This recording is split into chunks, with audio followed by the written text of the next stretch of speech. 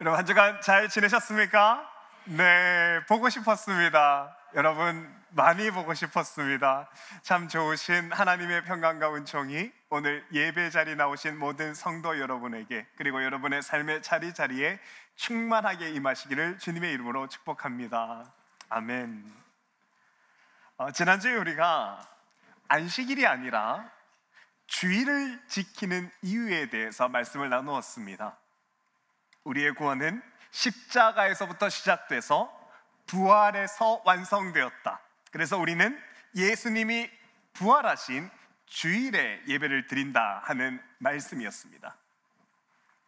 지난주 설교 후에 여러 교인들께서 설교에 대해서 말씀을 해주셨는데요, 십계명을 단지 반드시 지켜야 하는 명령으로만, 그래서 율법으로만 알고 있었는데, 그런데 알고 보니 목사님 십계명에는 하나님의 사랑이 묻어 있더군요 하는 말씀이었습니다.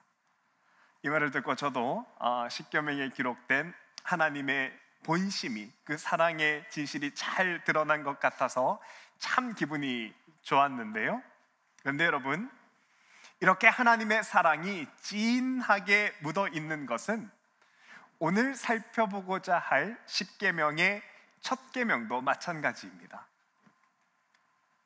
우리가 십계명의 1계명이라고 하면 꽤 많은 분들이 나 위에의 다른 신을 섬기지 말라라는 단어로 십계명을 알고 있는데, 오늘 설교에도 나와 있지만 여러분, 출애굽기에 나오는 십계명을 정확하게 확인해 보면 섬기지 말라라고 되어 있지 않습니다.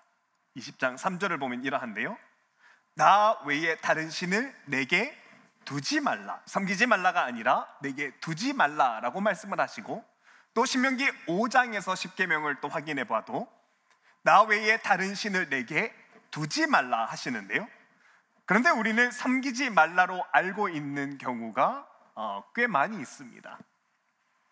신학자들은 이것이 카톨릭의 영향이다라고 그렇게 말을 하는데, 여러분도 아시는 것처럼 카톨릭에서는 카톨릭 교회를 방문해 보면 예수님 상이나 마리아 상과 같은 것을 성상이라고 해서 교회 군데군데에 두게 되는데요, 화면에서 보는 것처럼 이런 성상이 카톨릭 교회 내에 곳곳에 세워져 있죠. 하지만 이것이 아무리 예수님 상이라고 해서 세워둔다고 하지만 여러분, 이것은 이 형상 자체가 우상이 될 수 있습니다. 사실 이런 성상을 교회 내에 세워두면 안 된다라는 논쟁은 기독교 역사에서 꽤 오랫동안 논쟁이 지속되었는데요, 그래서 이 카톨릭 교회에서는 이 성상을 꺼리낌 없이 교회 내에 두기 위해서 십계명 제2계명을 수정했습니다. 그래서 여러분, 실제로 카톨릭 교회의 십계명을 인터넷에서 찾아보면 우상을 만들지 말라라는 계명이 삭제되어 있습니다. 그리고 이때 2계명을 수정하면서 카톨릭에서는 십계명의 1계명도 그저 의미만 통할 수 있도록 의역을 했는데요, 그런데 조선시대의 복음이 처음 조선 땅에 전해질 때 기독교가 먼저 들어온 것이 아니라 카톨릭이 수십 년 먼저 들어오다 보니까 우리 교회도 제1계명은 다른 신을 섬기지 말라, 이 섬기지 말라는 카톨릭식의 십계명이 더 익숙해진 것이죠. 하지만 여러분, 성경은 분명히 나 외에 다른 신을 섬기지 말라라고 말하지 않고 다른 신을 두지 말라고 하셨는데, 여기에는 이유가 있습니다. 여러분, 십계명의 제1계명에서 다른 신을 내 앞에 두지 말라라고 하는 말은 원어로 보면 알파나이, 내 얼굴 앞에서라는 뜻인데요, 여러분, 이것은 내 얼굴 앞에는 나만 있게 하여라, 너의 얼굴과 하나님 얼굴 사이에는 다른 어떤 것도 존재하지 않도록 하여라 라는 것이 제1계명의 말씀입니다. 하나님이 이렇게 말씀하시는 것은 두 가지 이유가 있는데, 여러분, 첫째, 만일에 내 앞에 다른 것을 두게 된다면 나는 내 필요에 따라서 하나님을 버릴 수 있게 됩니다. 이게 무슨 말이냐면요, 여러분, 십계명이 처음 나오는 것이 출애굽기인데, 이 애굽이라는 곳은 그 땅에 있는 모든 것을 신이라고 믿고 섬기던 자들이 이 애굽 땅에 살았습니다. 실제로 애굽 사람들은 태양과 달과 별을 라신, 오리시스 신, 이시스 신이라고 각각 이름을 붙여서 신으로 섬겼고요, 뿐만 아니라 땅은 게브, 강은 하피라는 이름을 붙여서 자연조차도 신으로 믿었습니다.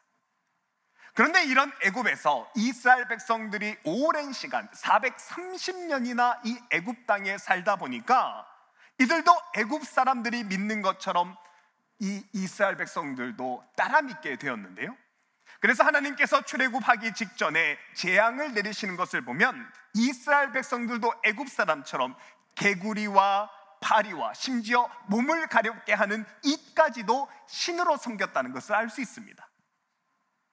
그러면 여러분, 이런 애굽 땅에서 가장 좋은 신이 어떤 신인지 아십니까? 가장 좋은 신, 가장 좋은 신은 내 필요를 들어주는 신이 가장 좋은 신입니다. 그것도 빨리 응답해 주는 신이 좋은 신이죠.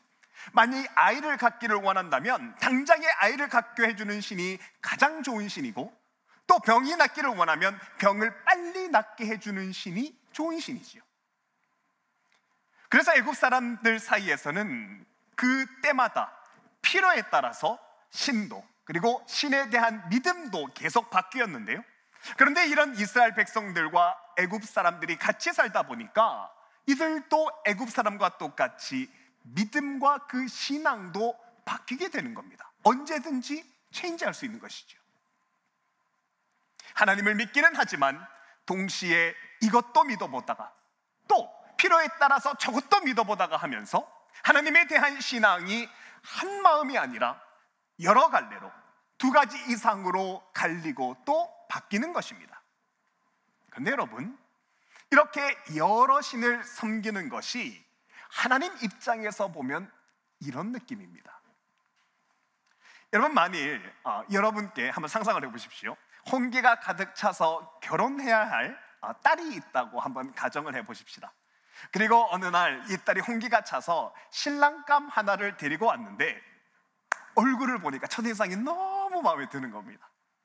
이 남편감을 가까이서 보니까 정말 호감 가는 인상을 하고 있고요, 또 식사를 하면서 말을 하면서 대화를 하고 보니까 과연 딸에게 들었던 대로 식성도 좋고 말하는 태도나 마음 씀씀이도 정말 마음에 드는 겁니다. 이미 딸에게 들은 것이 신랑감의 부모님도 참 좋은 분들이고, 이 사람도 좋은 대학교를 졸업해서 직장도 좋고 또 말하는 것도 싹싹하기까지 해서 어느 한 곳 입댈 데 없는 정말 이상적인 신랑감인데요, 그런데 이런 신랑감이 다른 건 다 좋은데 딱 하는 말이 결혼에 있어서 한 가지 조건이 있답니다. 이 조건이 뭔고 하니, 자신이 대개딸을 만나기 전에 오랫동안 동거해 오던 여자가 하나 있는데 결혼 후에도 일주일에 하루는 그 여자 집에 가서 살 수 있게 해달랍니다. 이것이 결혼의 단 한 가지 조건이랍니다.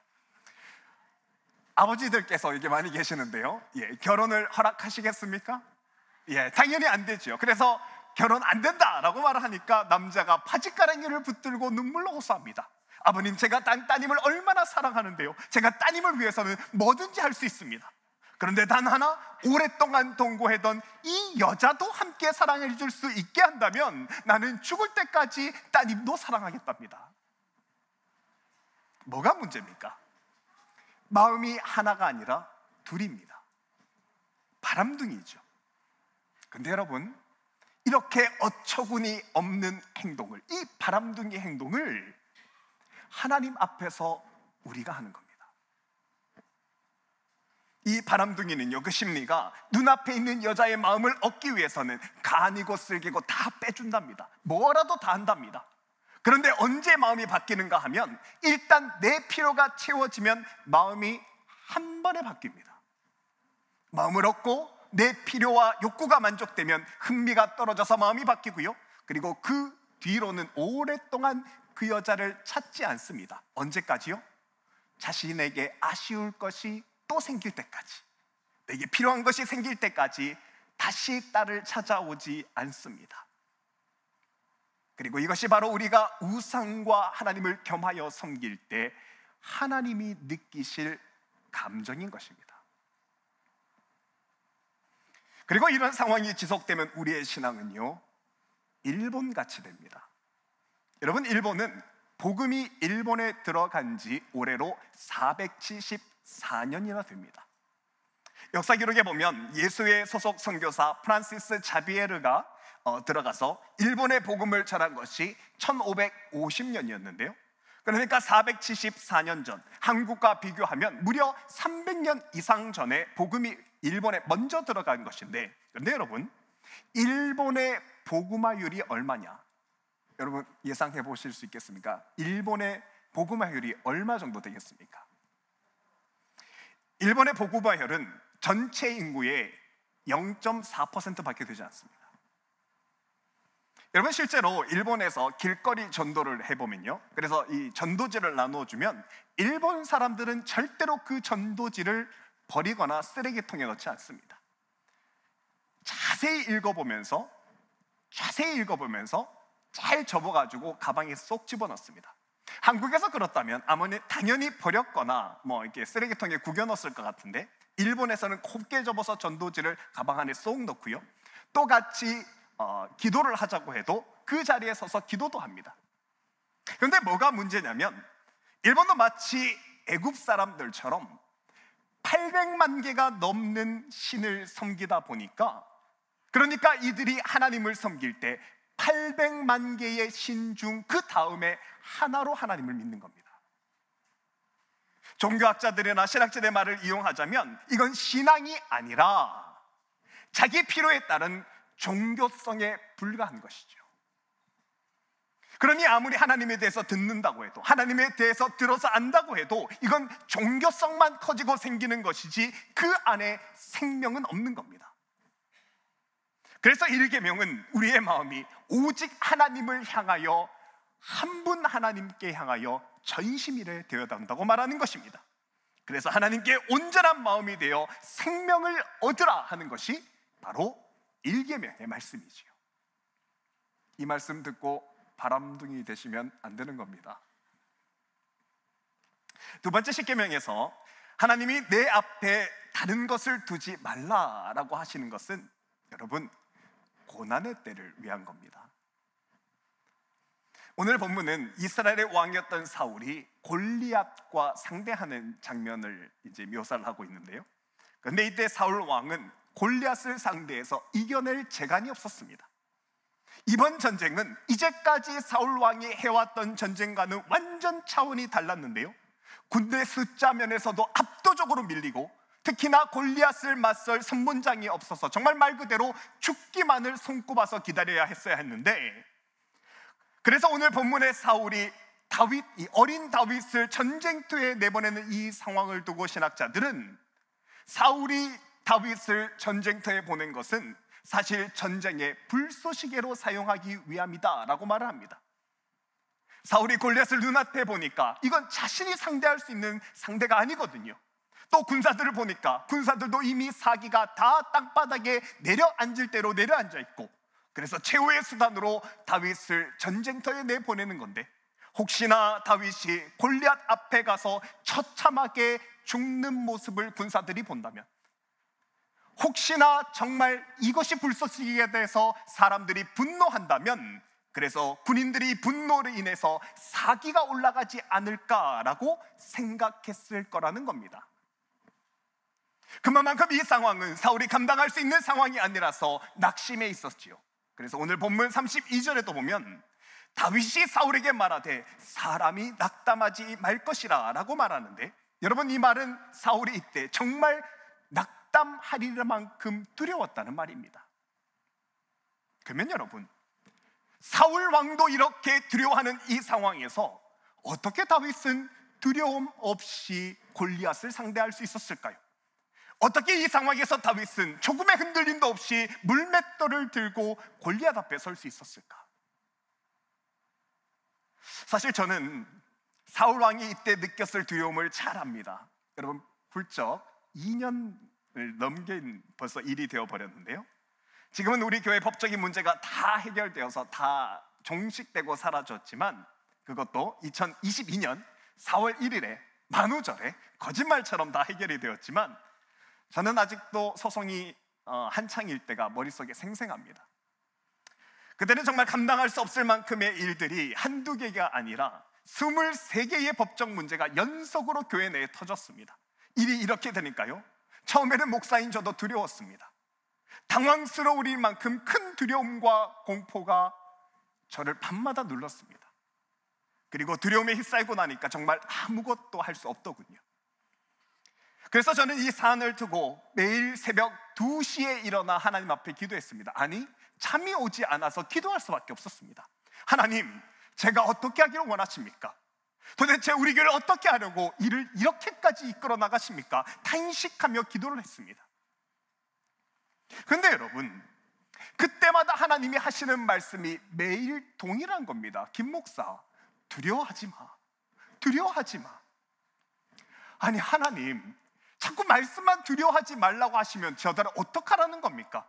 그러면 문제를 좀 만만하게 해주시던가, 아니면 나를 강하게 하셔서 이 문제를 이겨나갈 수 있도록 해주시던가, 그렇지 않고 문제는 감당할 수 없을 만큼 악하고 강한데 나는 여전히 약한데 그냥 무작정 두려워하지 말라고 하면 도대체 나에게 어떻게 하라는 겁니까? 그런데 이때 하나님의 말씀이 이겁니다. 네가 강하니까, 혹은 세상이 빈 껍데기니까 두려워하지 말라는 것이 아니라 내가 있지 않냐, 내가 너의 아버지 아니냐라고 말씀을 하시는 겁니다. 그런데 여러분, 이것이 바로 십계명의 제1계명입니다. 여러분, 이때 두렵다는 것은 우리가 내 눈앞에 계신 하나님을 보지 못하기 때문입니다.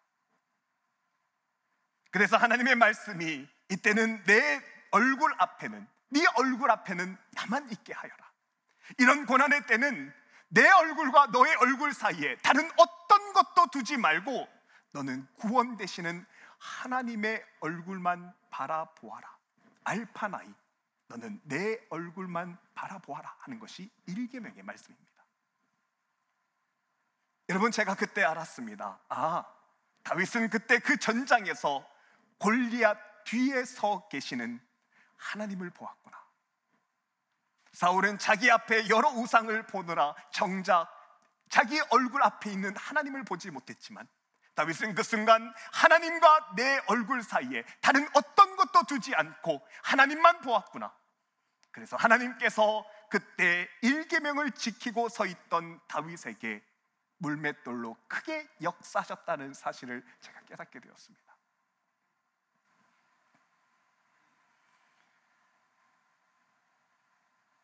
여러분, 우리가 세상에 살면서 들어온 것은요, 고난이 커서나 문제가 버겁고 힘든 상황 때문에 두려운 것이 아니라 내 얼굴 앞에 계신 하나님을 보지 못해서 두려운 것입니다.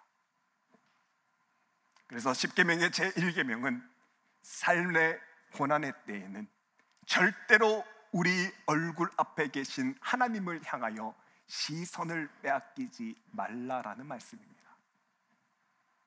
그리고 이렇게 다른 것 의지하지 않고 하나님만 바라보는 자, 다른 것 의지하지 않고 하나님 바라보며 하나님만 신뢰하는 자에게 하나님은 반드시 은혜와 구원을 허락해 주십니다.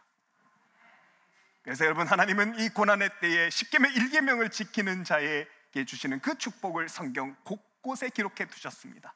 시편 62장을 보면 나의 영혼이 잠잠히 하나님만 바라며 나의 구원이 그에게서 나오는도 하며 하나님만 바라보았던 믿음의 사람에게 회복과 승리를 주셨고요, 또 이사야서 26장에도 보면 여호와 우리 하나님이여 주 외에 다른 시들이 우리를 관할하려고 하였으나 우리는 주만 의지하고 주의 이름을 부르리이다. 하나님만 의지하는 이스라엘 백성들에게 하나님이 이후에 약속하신 구원을 허락해 주셨습니다.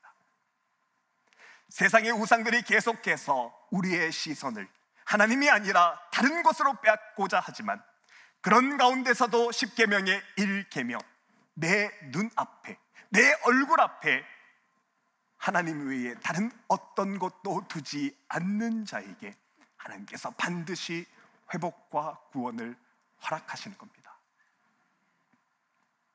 사랑하는 여러분, 우리가 삶의 고난의 때에는 이 십계명 1계명의 말씀대로 내 얼굴 앞에 다른 어떤 것도 두지 않고 하나님만 바라볼 수 있으시길 바랍니다. 아니, 삶의 어떤 때라도 하나님만 바라보고 사랑할 수 있으면 좋겠습니다. 그래서 삶의 고비고비마다 또한 감당할 수 없는 역경 속에서 하나님이 하나님을 사랑하는 자에게 주셨던 그 시편 62편의 그 은혜, 오직 주만이 나의 반석이요 나의 구원이시요 나의 요새시니 내가 요동하지 아니하리로다. 이 말씀대로 주님이 반석 되시고 구원 되시며 요새가 되어 주시는 겁니다. 그리고 그 말씀대로 우리 삶에 주시는 하나님의 놀라운 회복과 승리와 구원이 있는 저와 여러분의 복된 한 주간의 삶이 되길, 살아있는 십계명의 삶이 되길 주님의 이름으로 축복합니다.